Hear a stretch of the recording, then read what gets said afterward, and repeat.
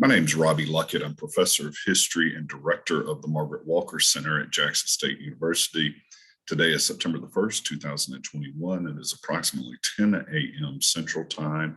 I am with Doretha Williams. Doretha, will you state and spell your name for our records? Yes, my name is Doretha Williams, D as in David, Oretha Williams. Do I have your permission to record this interview? Yes. Let's begin with some background information.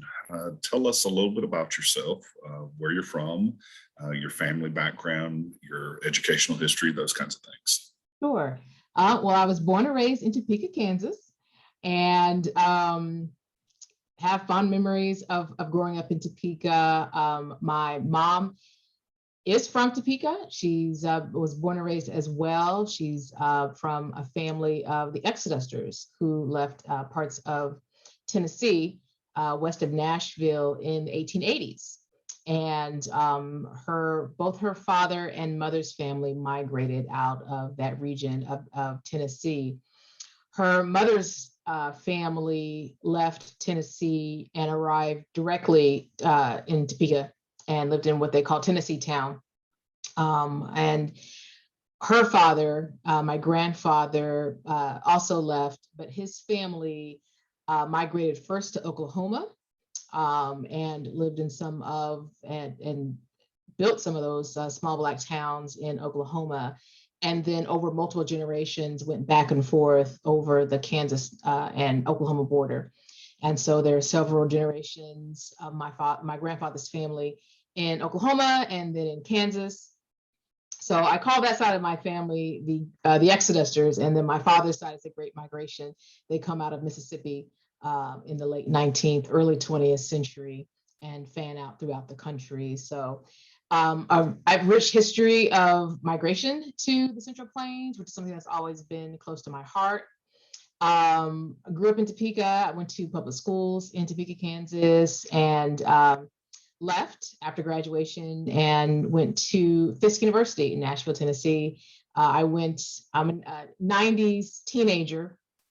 So I went because being in Kansas, I didn't know anything about Black schools. Also the major hit television show, goodness, there goes my brain. A Different World was on, and I watched it religiously, and I knew that I wanted to go to Fisk. I fell in love with Du Bois and Nikki Giovanni and all of those brilliant people who came out of Fisk, and Diane Nash. And so I was like, this is the school for me, and could not wait to get there, and enjoyed all my time there, enjoyed 4 wonderful years there. And, also found it as kind of a cyclical thing because my mother's family had come out of that area as well, a little west of Nashville. So I thought it was very interesting that I felt so tied to Fisk in Nashville. And after a while, I was like, this is kind of an ancestral thing. This is something deeper than just wanting to go to Fisk. So that's my background as far as growing up and my undergrad experience. I now live right outside. Well, I live on the DC Maryland line in DC, and this is my second go round in the DC area.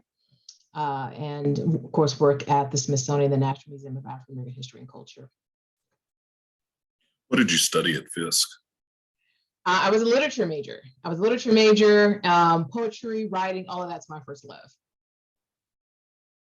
And so after graduating from Fisk, what did you do? What have kind of been the stages of your professional career? Did you go directly into museums? What happened? Yeah, so I went directly to a master's program at Lawrence, University of Kansas, and a great program.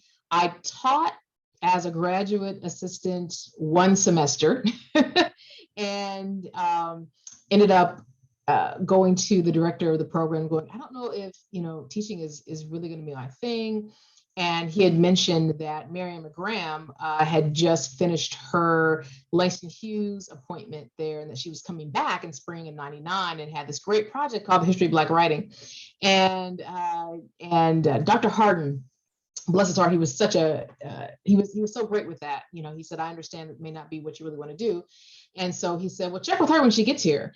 And I did. I did. I think the early or late that fall, 98, someone said she's down in our office, and I met her. And the funny thing is, I had read and used a couple of her edited books in undergrad, teaching African American history. I think it was one of her edited books, and got to talking with her, and she was talking about what she was doing. And at the time, she was working on a database, the bibliographies of Black writers.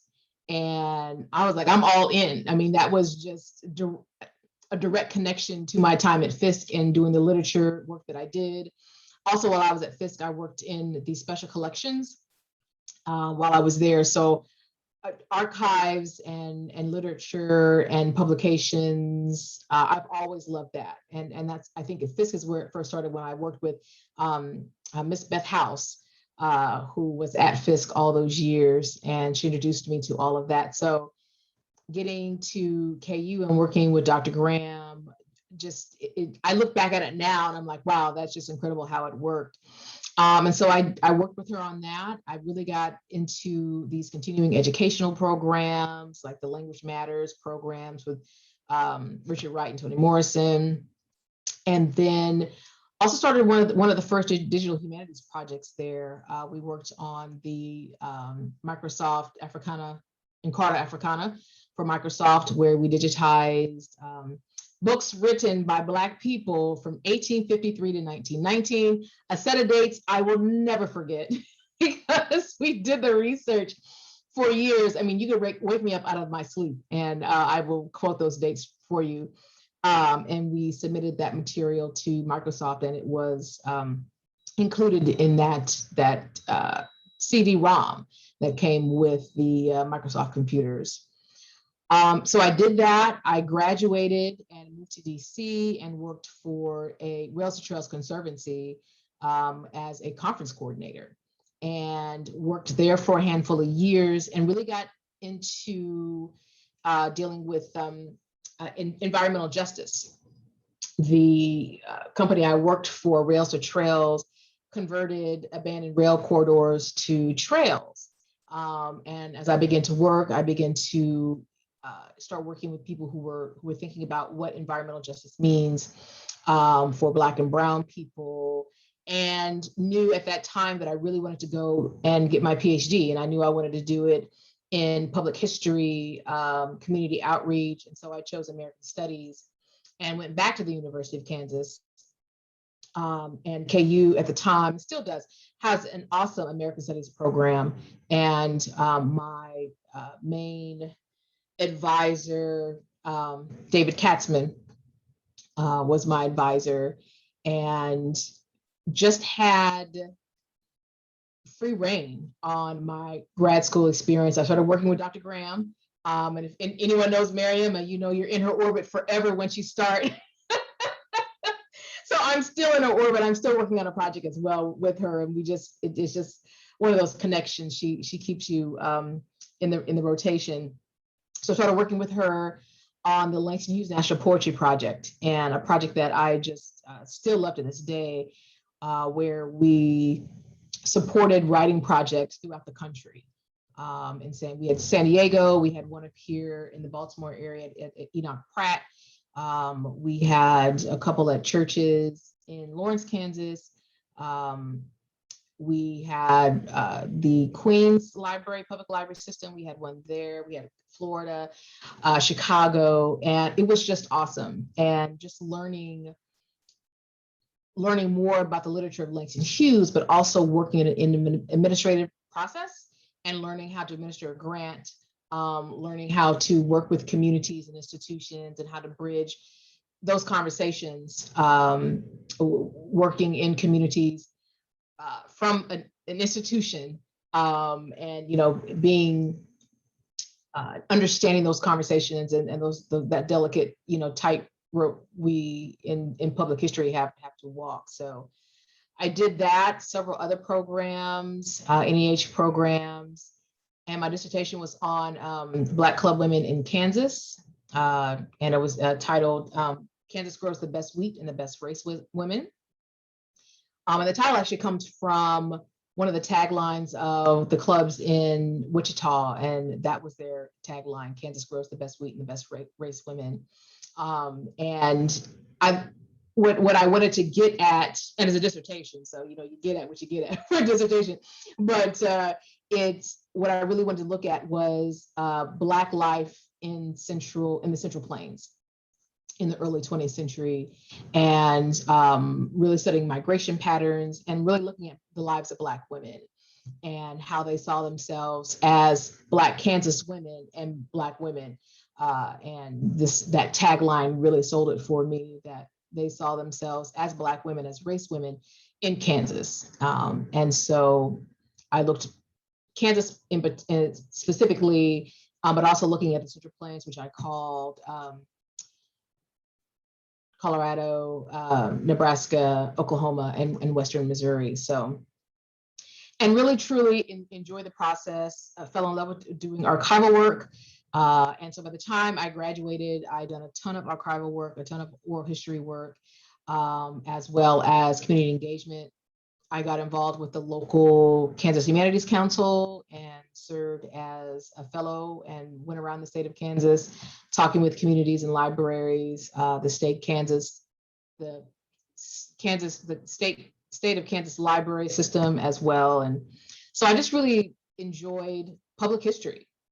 And it's just something that I just can continue to do and continue to love. I want to follow up with your graduate school experience in public history.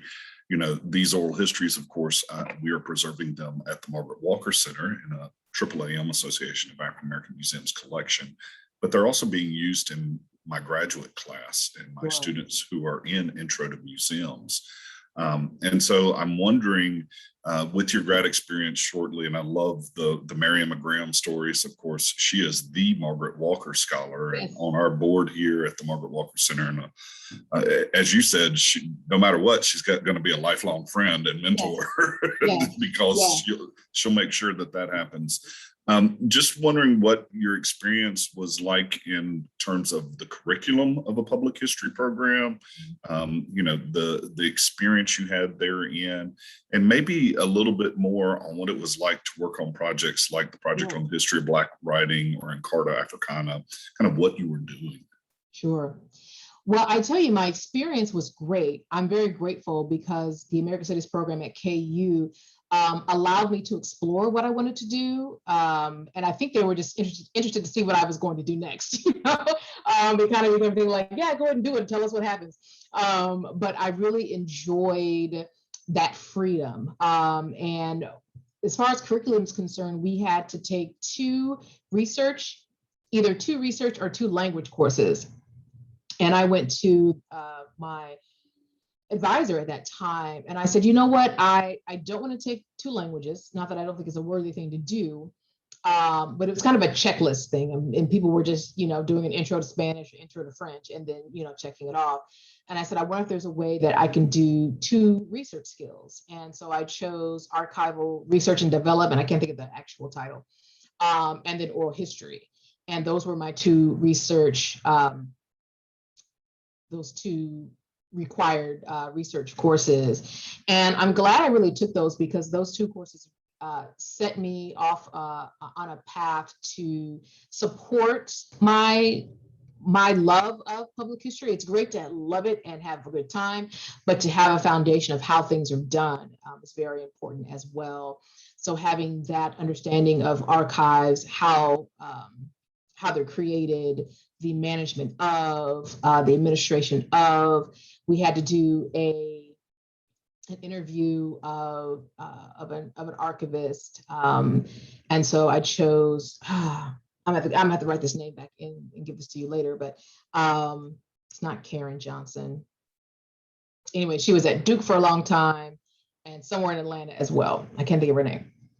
But anyway, I interviewed her a couple of times, really talked about being a Black woman, being an archivist, and working to preserve the history of Black life. And she talked specifically about at Duke and they had her to support the development of Black life history in the collection, because really what they had is they had collections on slavery from the eyes of slaveholders and white communities.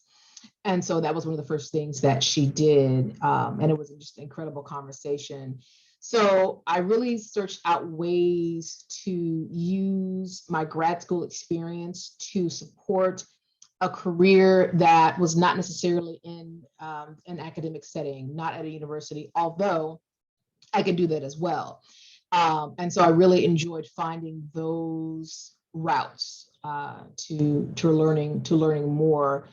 And when that really became kind of my brand in grad school, didn't think of it at that time. So there were other professors who would come up to me and be like, "Oh," that's how I got on the Kansas Humanities Council. Like, "Oh, they just sent out a call for speakers, a speakers bureau," and I applied for that one, and then I applied for the state of Kansas library. I can't really think of the right title for that. And I talked about Black migration and Black life in Kansas in the early 20th century. And just really, I just enjoyed it so much. I remember going to Salina, Kansas, and checking into my hotel and just having a great time. And I called Mary Emma and I was like, "I found what I want to do. I want to do this for the rest of my life." And she says, "That's great." Like, "Good, you just figured that out." But because she kind of knew all along. So as far as being a student, grad student, undergrad, for those who want to pursue like public history, archives, museums, cultural centers, is to, as a student, get involved in what's going on locally, and going to the local museum or corner library or archive, and interning, and making sure you are in that space where those discussions are happening. I was just talking to one of our Smith Center interns about going to the funding pages. Go to IMLS, go to NEH, go to NEA, go to Ford, and see where the funding is. Because if a small institution, a small museum, or a small archive just received a big grant to do some research, there's probably space to be an intern, or there's probably space to volunteer, and there maybe even be a paid position out there as well that's coming up. So stalk those websites and find what is available and what's being studied, and then connect that to the work that you're doing on campus, your coursework, working with your professors, working with other students. If you're a grad student, working with undergrads as well. So finding those ways to combine what's going on in community institutions with what you're doing on campus. So was the public history program a component of the American Studies department at Kansas? No, I kind of just made it up. And now there is a museum studies course at KU. It was kind of a piecemeal type of department. It was more, I don't know, I wouldn't call it quite a department. When I was there, it has now a better standing and better staffing.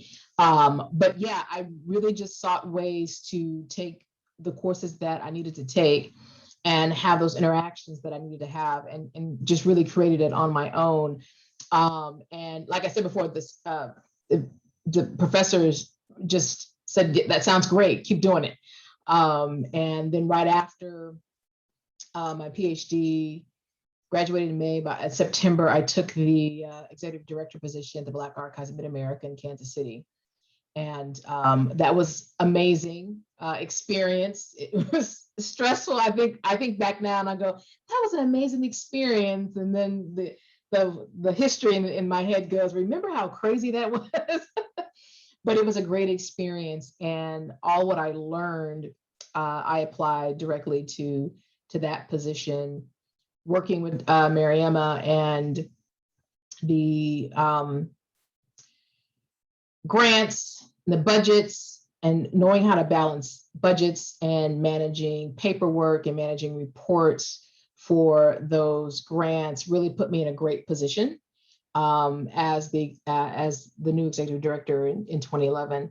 And I know was very much a part of me landing that job is that experience that I had with doing grants and running kind of a small cultural center on campus. So I really took those experiences and applied them to that first job.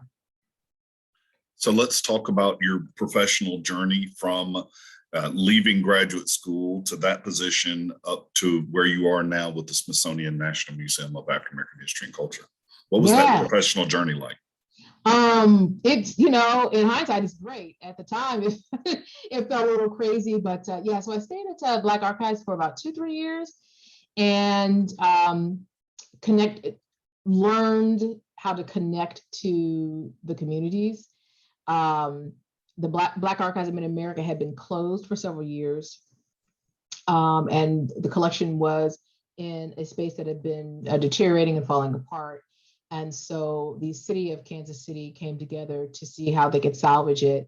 And Parks and Recs in the city bought a historical building and renovated it from top to bottom. It was a building, I think, built in the 1920s of limestone, beautiful building. And so when I came on, the building was being renovated. And so I was there and was the director who reopened it. And I learned a lot very quickly, a lot of generational issues. We had a generation that was aging that had such fond memories of the institution and really wanted to see it come alive again. Then we had a younger generation, my generation and even younger, wanting to understand the value of that space. And so I truly sat in a bridge type of position for those 2 or 3 generations, as well as working to reopen the Black Archives. So it was a great experience. For the first time, I worked directly with a board, reported to city officials, elected officials. Congressman Cleaver was one of my biggest supporters all the time. And to be such a great person, whenever I called his office to do a program, he was there. And he was like, I'll serve on that panel. I'll do whatever you want. And just that first experience, that first executive position, and knowing that I had that support from him was truly amazing. After that, I left. After a handful of years, I left and got a job at GW, George Washington University in DC, as the director for the DC Africana Archives Project. And that's when I was working with 6 or 7 other institutions in DC to do minimal processing on collections. So worked with Moreland Spingarn, the DC Archives, the National Museum of American History, DC Humanities Council, and a couple of other places. That's strange that I can't remember them all, but yeah, so I worked with those. And what we did is we had interns go and do a lot of minimal processing for about 2-3 years. And then the product was an online archive, an online inventory and finding aid. And one of my pride and joy is providing a finding aid for the DC Archives, which had not had one ever. And so we had started doing a few of them, and I said, we should just do as much as DC Archives as possible. So they're all still up on GW's website. You can just type in DC Africana Archives Project and it'll pop up. And then so after that, I applied to the Smithsonian. And I know that the work that I did with the Africana Archives Project was one of the main reasons I got that job, because of the understanding of preserving Black history and culture was high on the list for that for the position that I have now. And the great thing about it, this is more of a digital and community outreach mission where we work to make collections more accessible and support the digitization for smaller institutions, collecting institutions. We do a lot with genealogy. We manage the Family History Center on the 2nd floor in the museum. Now we're all virtual. Actually, we're later this month, we actually are going back in to do some work. So excited and nervous about that. But, we had to figure that out as we go. And then we also have our Smith Center interns, where we work to diversify the field and place interns throughout the country at different institutions. And so it's an all around great project. It's Smithsonian. So, we're quasi-fed, or however we like to define ourselves.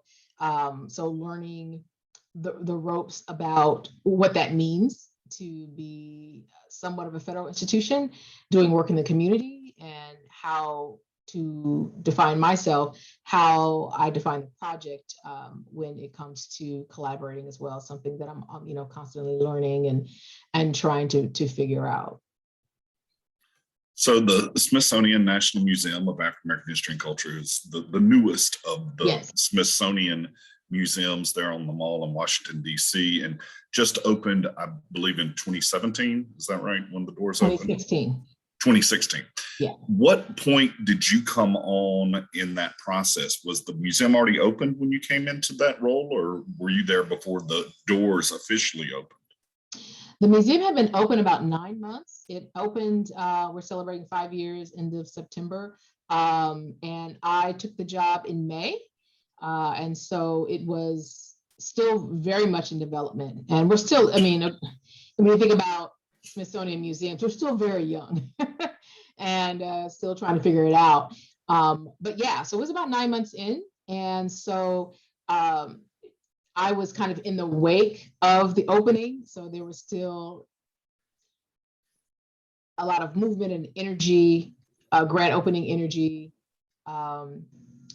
still trying to figure out infrastructure. All those things were still in progress by the time I came on about 9 months later. And I look back now and I guess part of me was like, oh, wow, it's been open 9 months. Everything should be figured out. But of course not. And so now I look back and I'm like, why would I even think that we would be close to really being open and defined and knowing what we were about. The museum, took from the beginning of it, took, if you go back to 100 years, when it was first spoken of in Congress. So opening in 2016, we opened for everybody. We were everything for everybody, and we still are. And so finding that balance of having, how are we everything to everybody, and what is our mission, what is our goal, and how do these different centers and departments run? So, and we're still in figuring that out as well. So 2 things. One, can you describe the work that you do on a day-to-day basis, and also a little more information on the Smith Center interns and Sure. what that means? Sure. My day is I manage a team. The Smith Centers, we have a team, and it's a interdepartmental team. So I have team members who work in Office of Curatorial, in IT, in strategic partnerships, and we come together to form the Smith Center team. And we work with other institutions, the interns, and genealogy for that project. So my day really starts with a good morning to my team on our virtual portal, and meetings. We do a lot of meeting. And right now we have welcomed our newest director, Kevin Young, who most recently was at the Schomburg in New York. And so we're kind of in a space where we're revisioning what we want to do. So we have a new director, and we're coming out, or wherever we are in this global pandemic. So the day-to-day specifically is about revamping what we need to do, kind of redefining how we do, and being in line with our new director's vision and mission for the museum. So right now we're doing a lot of meeting with finalizing a 5-year plan, a strategic plan specifically for our center. We're one of a couple of centers. There's also the Center for the Study of African American Religious Life, and the study of global slavery, and then the Center for African American Cinema History. I know I don't have that title right.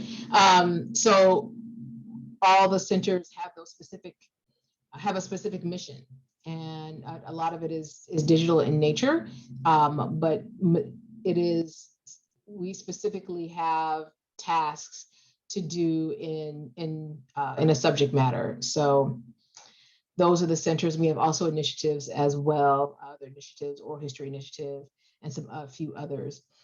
So that is my day. We start out, we're really, at this time, we're meeting. We are trying to figure out new ways. In the 2019, I think, was our busiest year, where we spent a month in Chicago digitizing for community members and institutions. We work with the DeSable Museum, Chicago State, a small collecting organizations, the Shorefront Legacy in the North Shore part of Chicago, and some other smaller institutions as well, working to support programming, working to support genealogy research, and really working to have people bring their items in to be digitized. So we have a large mobile truck, which has a ton of digitizing equipment on it. And we take in those items for media team. We do all moving images, all film speeds, VHS. We're working on doing DVD recovery, CD recovery for flat images, that photos, any paper objects, paper items rather, photos, slides. We also make sure we collect oral histories while we're there, and then we work on different programming. In Chicago, our goal was to just support what's already going on the ground, so that we're more of a support and less of a burden, because we are the Smithsonian and we are a lot. And my team is about 13 strong. So when we roll into a city with our mobile truck, it can be like, who are these people? So we try to make sure that, a year out, we would be there once a month. And just to make sure that we are treading lightly, and that's something you learn in public history. To learn to tread lightly. Although we can't solve political issues, we monitor them, to make sure that we're not stepping in existing problems, and that's something that I learned when I was in Kansas City, the Black Archives. That's one of the first things I learned, how to work in communities without being overbearing or being the final decision maker for things. You come in, you have to be very sensitive to things like that.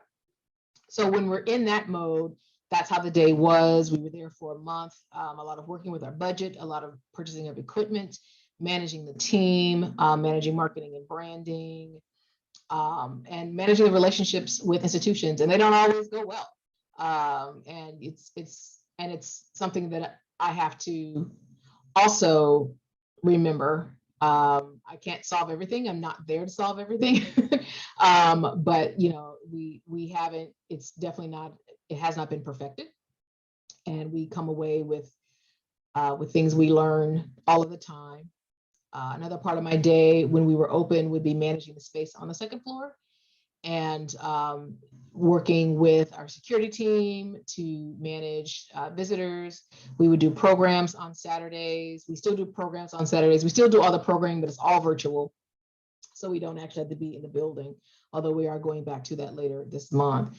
Working with the community, and then over the last 4 years, really developing a following of genealogy enthusiasts, and those are the best because they're very dedicated. And we would have some of our colleagues do presentations, and we still have programs that do that as well.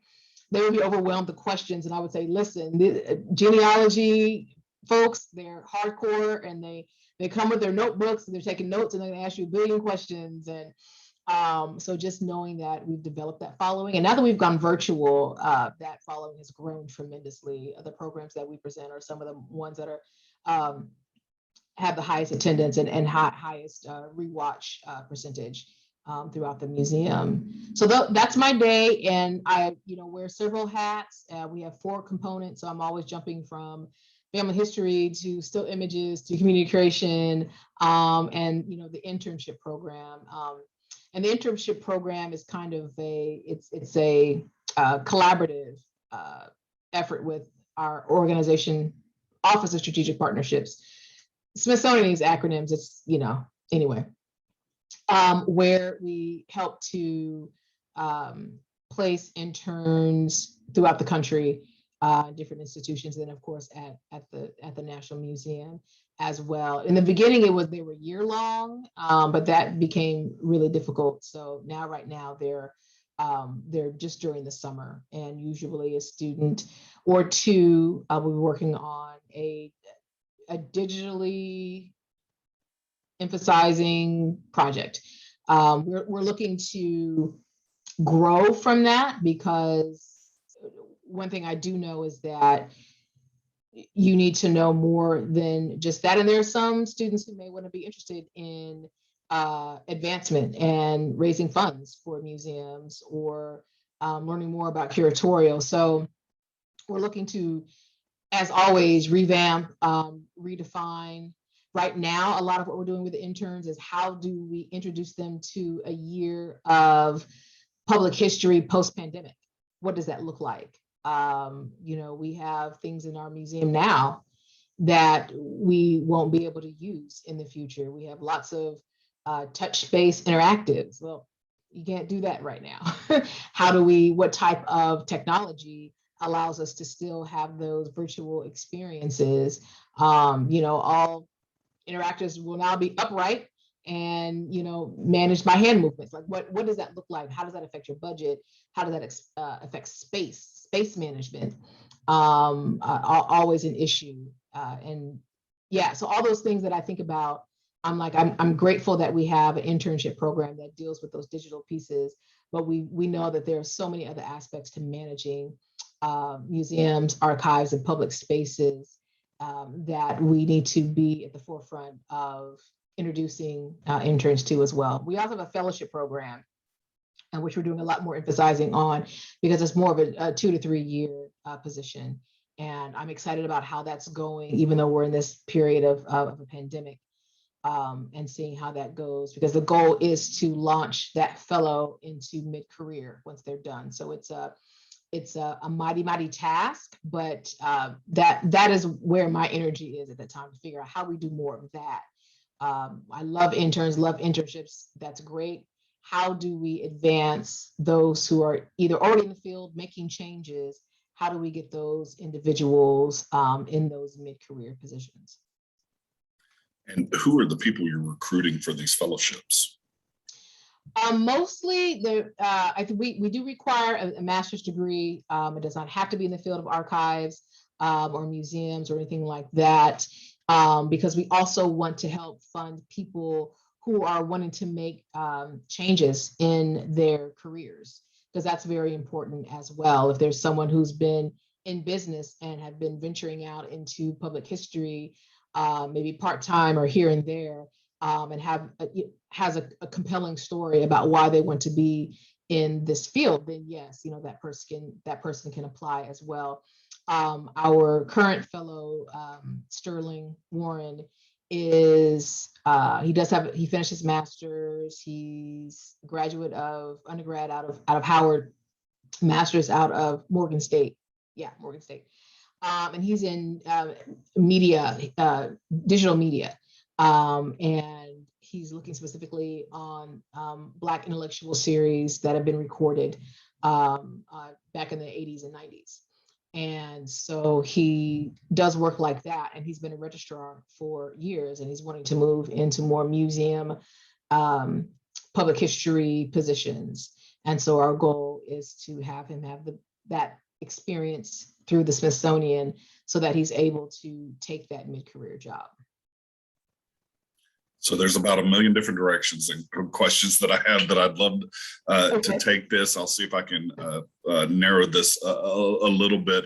You prefigured one of my questions about kind of how your work has had to evolve in the COVID-19 era. And I think it may help for my students, especially who may or more than likely have not had the chance to be in DC to see the museum, especially since you've been closed for so long.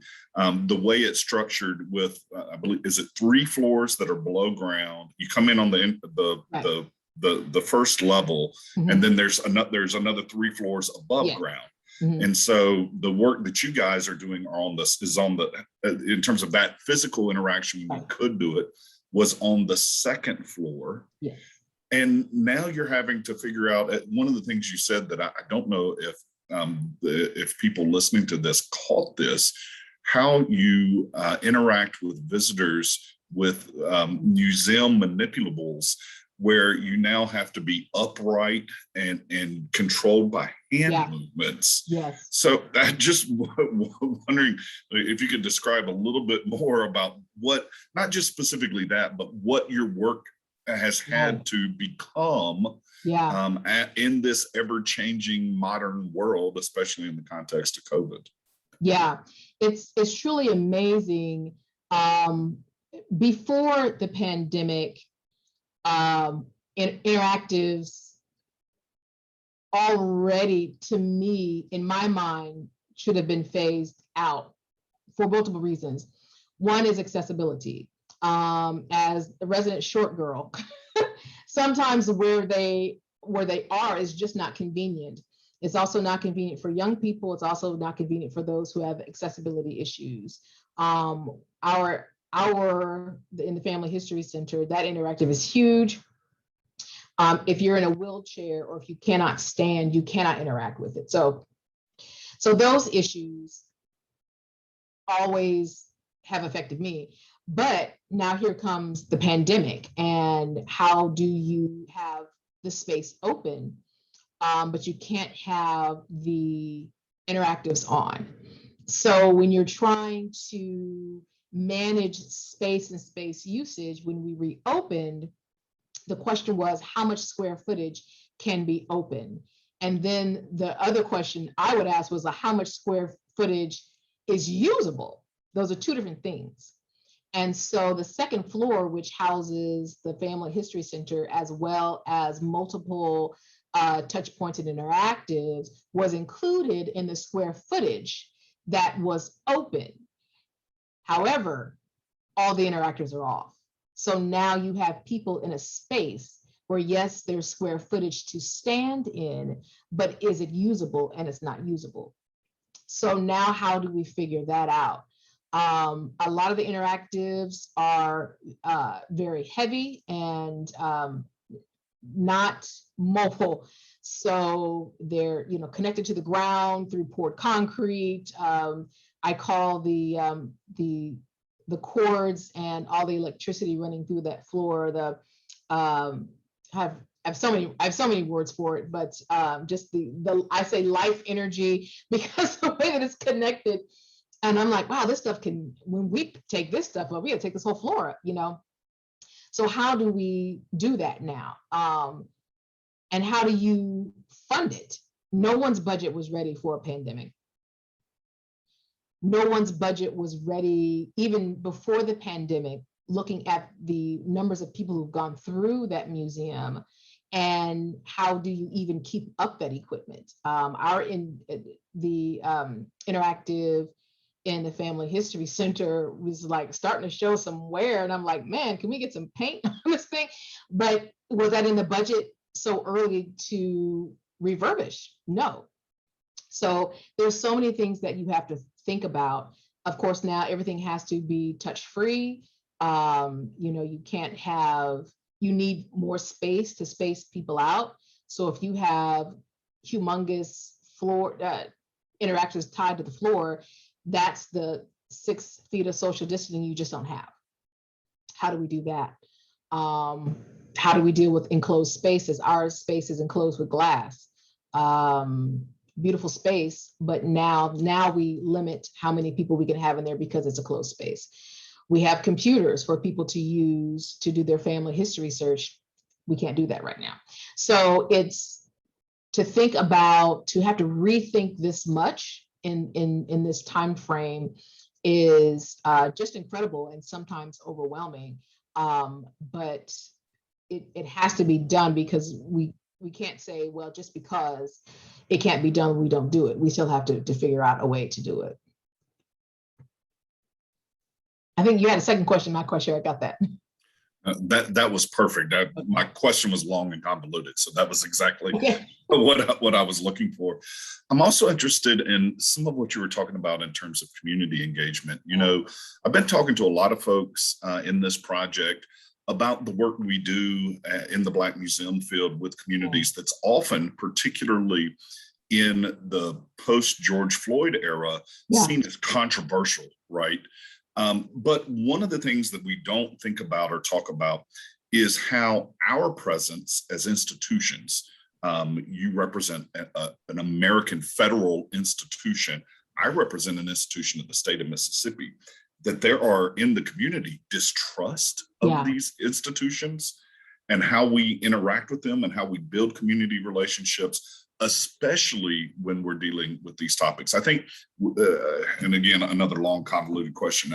What I'm trying to say is that we broach these often, these sensitive issues around race and American history and social justice and all of that from the perspective of, are we going to offend particularly conservative white power brokers, but not thinking often as much about how do we do this in a way that's meaningful and effective for our community, that builds trust with our institutions, where that trust has been lost over time.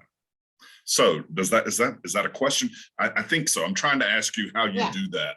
Yeah, you know, it actually goes back before the pandemic, and a lot of what I've dealt with even in the past is generational. And you're speaking a little bit to those generational experiences that communities have, and the cycle of segregation, exclusion, economic struggles. And it really takes me back to my time in Kansas City, when that was really my first interaction outside of the university to have to handle that. Not that I hadn't dealt with it as a grad student at the History of Black Writing, but for it to be at my feet and have to deal with it myself, that was an issue. And it was very sensitive. Like I said before, the generational issue was very sensitive, where it was, okay, so this institution is opening again. Here's this, in their eyes, young girl trying to run it. Being kind of an insider, kind of an outsider. You know, I'm a Black girl from Topeka, just down the street, basically. Degree from University of Kansas, yet I'm not from Kansas City. I'm not of that generation that really built that institution. So finding that balance always taught me to let the community lead. And lead me in that discussion, and to serve as a space for those discussions. And once I could get that set and let people know that you can trust me to do the best, then I was good. It never helps to, it never hurts to have a great relationship with people, even if it's humorous. Some of the seniors who were in the community, once we reopened, and they would say, Dr. Williams, we're so glad to have you here. Now, I just want to give you a story about what happened in 1972. And I would say, that's great. And then, well, what are you going to do about that? And I was like, well, I was born in 1975. So whatever happened before that, I will try to help you figure it out. Please don't blame me for it. So we always had this conversation where they're like, well, you know, this happened before you were born. But just having those conversations to understand where that generation was coming from, and the hard fought ground that they made in representing Black Kansas City life through that institution. So a lot of what I experienced was the anxiety of losing that, the uncomfortableness of, it's open again, but who's running it? It had been closed for so long that generations, you know, had gone on, and, you know, people were like, well, I gave the founder of this institution my papers years ago, and I don't know where they are, you know, so we had to deal with that as well. Provenance, you know, whatever. We couldn't figure that out for some things. And deaccessioning, we had connections with, of course, the public library system and what have you. And this idea of deaccessioning and how do you approach the community of what that looks like. And oh, my uncle's stuff isn't good anymore. Like, okay, well, this is how we have to reframe things. So taking it all the way to now, and still before the pandemic, with working in communities, always allowing the community to lead. One thing I learned on the road with the community curation is not to create new programs while we're in the area. Support what's already going on and collaborate with what's already, because then if you try to create, we're going to be there from this to this, and Smithsonian's going to host this program, there's probably something already going on that day. There's probably already a community doing something. And to not think that through does not honor the community we're going into. So I never had a problem with a group saying, well, we're already doing this on this day. And I'm like, great, you want a logo? you want some money, and I had, and that's all we did, because they don't need our voice, they don't need our conversation. Maybe they just need a little bit of higher profile with our logo and some funds to cover rentals. That's good. There were other programs that had not been built up, and so we were part of building that up. So we did a little bit more. There were programs where we had different curators come with us. So it's all about letting the community lead. And once you can do that and find, to be trustworthy, then, to build on that. We have not perfected that. It's something that I still learn every day and still learn to do. And it's caused me to rethink a lot of some of our programs as well. Taking it to the pandemic and what we've had to do, and how I've had to help change the conversation with an institution that is defines itself by collecting. And so what we have is our community creation platform where people can upload stories. And so we worked on a program, we developed a program with curatorial and other departments, Voices of Resistance and Hope. And people could go online, since we were closed, to upload photos, images, short videos, and their experience during COVID, social and racial unrest, and quarantine. And so that was the first phase of that. And a lot of what I had to do was change the language for a lot of our curators, because they were like, we're collecting. And I'm like, we're not collecting, we're gathering stories. Because that was a better, more sensitive way of going about interacting with the community, because the Smithsonian and other institutions are so quick to go collect. There's a march, let's collect the signs, there's this, there's that. And sometimes that can be very tone deaf. Like, are we part of the conversation of healing? Or are we just going to go get the signs? Or are we just going to go get the pieces of concrete from a broken wall, or the fence, or whatever we're trying to do? What is behind the desire to collect, and how are we interacting with the communities? Again, we have not perfected it, and it's still an ongoing issue. But as part of what we have done with the Smith Center is talking about gathering stories and collaborating, and making sure that we try to be part of the solution and not part of this continuing problem of collecting, accessioning, going into communities and snatching things up. So we definitely try to do our best. And with our museum and with other museums, like American Indian and all those within the Smithsonian system, we have to operate differently than the history of, the Smithsonian back in the 19th century. It just has to be a different thing. American history has done a great job of looking, and of course they have treaties on their side as well, of removing, replacing, and reuniting collections with families and tribes and what have you. So it's a lot of, we're doing, of course, a lot of cleanup work from the history of museums around the world, but particularly in this country. I want to shift a little bit here as we close out this conversation towards AAAM and the Association of African American Museums. Before we do this, I think it may be important to clarify. We mentioned the Smith Center a lot. You are a part of the Smithsonian. Why are you called the Smith Center, and who's Robert F. Smith? Oh, okay. So Robert F. Smith, by now everyone's heard from him. He's paying off loans left and right. But Robert F. Smith is our major funder. He donated $20 million to support this project, and we use a partial of it to run the program. And he's an entrepreneurial venture capitalist and a supporter of the arts, supporter of Black history and collecting, and that is one of his first major donations was to the Smithsonian and to the National Museum of African American History and Culture in particular. He's gone on to pay off student loans for Morehouse.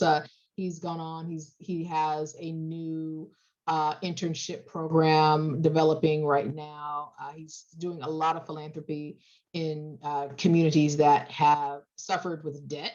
That is a big issue with communities of all communities, but particularly Black, Brown, and disenfranchised communities.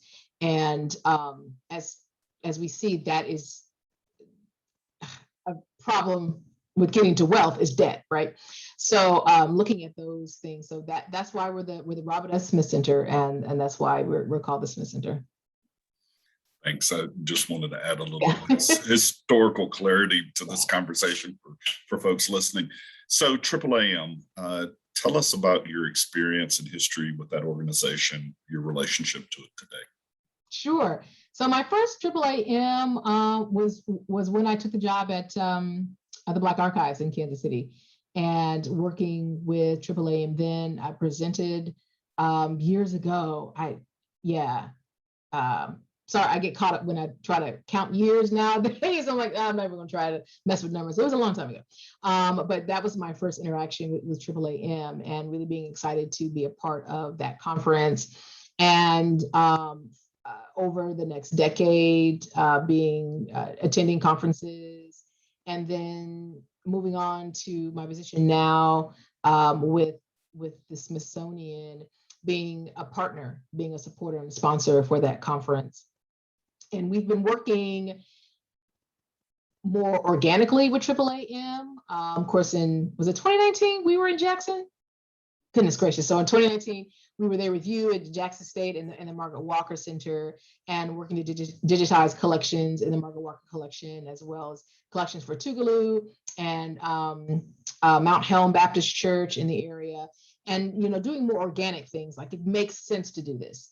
And moving on that and bringing the equipment down and having those interactions with the communities there, which is just lovely. It's what I miss about the virtual, like we really miss that. But that was a great experience. But that was more, let's just see what this is like, and let's help communities, and let's have a conversation and digitize. What we're doing now is a definite partnership, where it's a more it's a commitment for multiple years to work with the different members of AAAM to help digitize, to help with equipment purchasing and gifting and workshops and what have you, and to be a support, not just for a conference of where we're talking and engaging, but how do we do the work? And hoping to be a part of, which I'm sure many more partners will be on board, I'm sure, to make this work. So this is a commitment that is solidified and multiple years, and it's a commitment on behalf of the Smith Center and the National Museum to be supportive of the now 1,001 members of AAAM. And you currently serve on the board of AAAM? Yes, I do. I had my first board meeting, so I'm brand new, but so excited, number one, that you asked for this interview. I'm totally geeked and excited about it, but to really just be on board and to think about, my interactions 10 some odd years ago with my first interactions with AAAM, and always being excited about the conference, and those years where I didn't go, or however that happened, to see now that I'm on the board and doing my best to serve the institutions that are members of AAAM. Who are some of the people who've impacted you the most in the Black museum field? Oh, wow. Mary McGrath, of course, one of the first, really showing me the importance of preserving and collecting, and the ways in which to go about to do that research and do that. So she's very much top of the list. Although I didn't get a chance to meet him, but I know his daughter, John Kennard, and Dr. Joy Kennard, when she was at the NCNW house, the council house in DC. I had just moved back to DC, and got to see her again, and all of that, and just seeing her do that work there was amazing.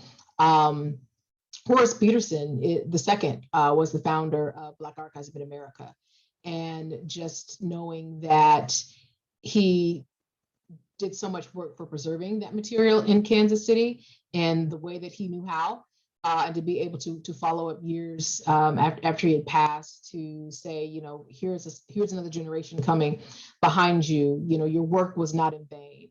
That there are generations coming behind you to continue to preserve that history and that work for him.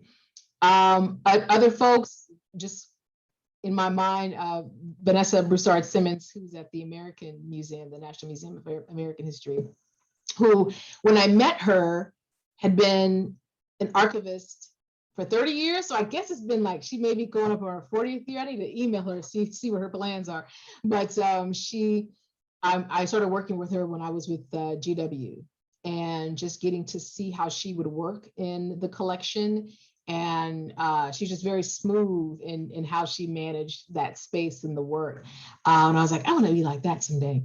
But I'm thinking about, national people, folks down the street, to my grandfather. My grandfather collected a lot of historical material, and we really vibed on that. He was a Baptist minister, and also a carpenter and whatever else he wanted to be at the time. And so he had a collection of the National Baptist Convention material. He had a pamphlet from like 1902. And he just had a fond love of history, and he knew that I did. And so I did numerous oral histories with him, hours and hours of material from him. And he lived to 102, and he passed. What was his name? Lee Williams Jr., Lee Williams Sr. Lee Williams Sr., my grandfather, he passed away. You know what? I don't want to be moving around, but I know I keep his obituary close. But he passed at 102 in July 2000. Okay, I'm not gonna do that because I'm not gonna get it wrong.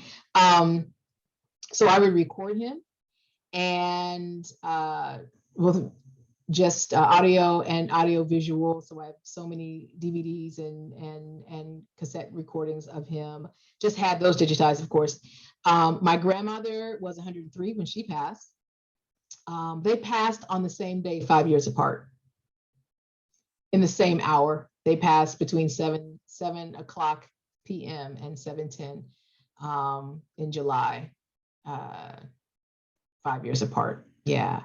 So I always visualize him coming back around to come get her. And her name? Vivian Estelle Williams. I just want to make sure that we have those recorded. Yes. And I have not been able to. When she passed, it was at the height of COVID. I did not go to her funeral, and it was hard not to be there. But I got to talk to her on the phone. She was in her right mind to the end. She never lost her memory. She knew COVID was going on. She knew on her 103rd birthday, March 31st, we decided not to have a birthday party for her when she turned 103, and that was difficult. It was the decision that was made, and the whole family was like, yes, come by, wave at her, but she can't have a party. And as she had gotten older, she really started liking those parties. And she's a very social woman. And so when she did fall ill and had to go into the hospital for a few days without visitors, that really took her down. And that was when she finally just said, if I'm going to pass, get me home. And so they got her home. A lot of damage had been done, and she was 103. But she lived a great life. They both lived a great life. Those two, I call them, whenever I think about them, I go, those two kids, they lived an awesome, awesome life. And they lived to be 103. And someone was talking to me, when she passed, and they were just, consoling me and, we're so sorry. And I was like, I'm not. She was 103. She passed away. She was comfortable. She was surrounded by her sons and her grandkids and great grandkids in her house. I'll take it. I'll take that. So I miss them truly. But those two really were my big inspiration when it came to history and learning about Black migration, and how they both got to Kansas City, and how my grandfather went back and forth back to Mississippi to go get his younger brothers and sisters, and then finally to get his mother, and then how my grandmother traveled across from Arkansas to through Missouri, and there's actually a Black cemetery in the middle of Missouri where her family's buried. And we actually went out there, my cousin and I trampled around. It's actually in the back of somebody's house now. And we were allowed to go up there and take pictures and take video and speak to the ancestors, and all her families, those who were in that area at the time, were buried there. So those two brought that history, and my mother's family as well, the Exodusters, and just knowing where they came from and that movement of Black people to the Central Plains. That's my first love. That's the first people who introduced me to this history.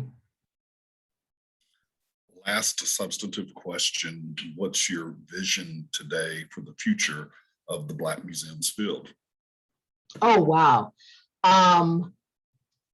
I want to see, even though I'm at Smithsonian, I want to see the growth of the local collecting museums.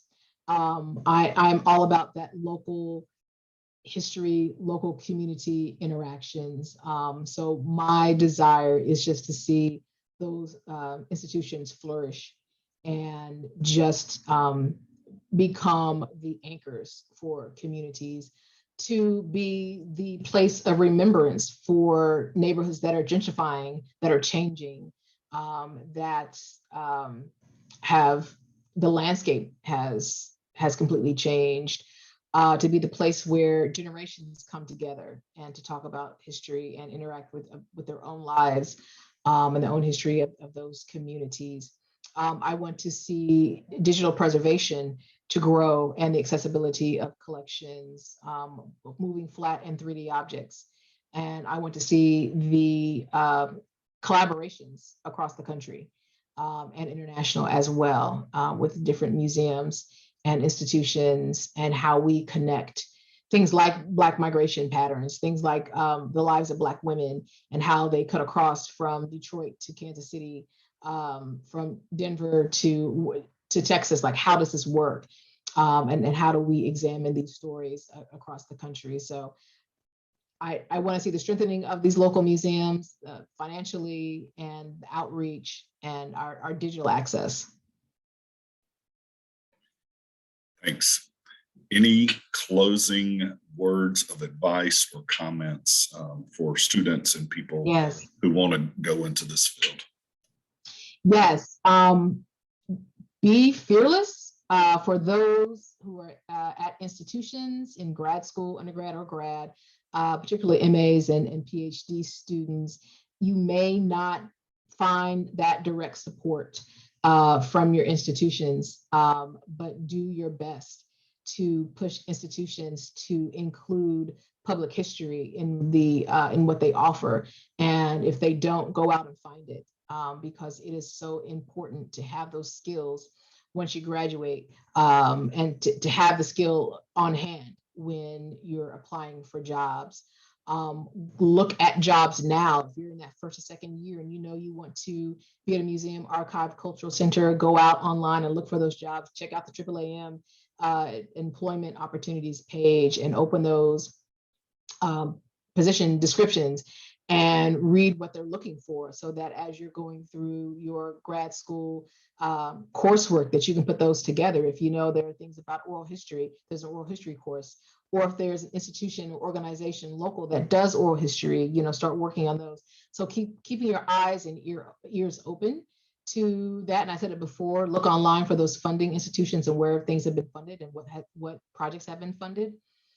So that's my advice for students, just to become as active as possible and, press those institutions to have those courses and have those opportunities in public history. Dr. Doretha Williams, thank you very much for joining us today.